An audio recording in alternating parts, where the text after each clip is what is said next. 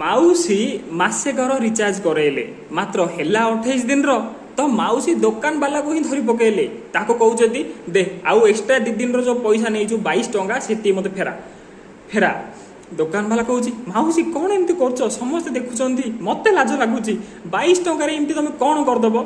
ମାଉସୀ କହିଲେ ତୋ ପାଇଁ ବ୍ଲାଉଜ ସିଲେଇ ଦେଇ। ଦୋକାନ ବାଲା କହିଲା ମାଉସୀ କଣ ଏମିତି କହୁଛ, ପୁଅ ପିଲାଟା ମୁଁ କେମିତି ଲାଗିବି ତାଇରେ, ନାଇଁ ତମକୁ ପଇସା ଦେଇ ହବନି, ସତରେ ସିଲେଇ ଦେଲେ।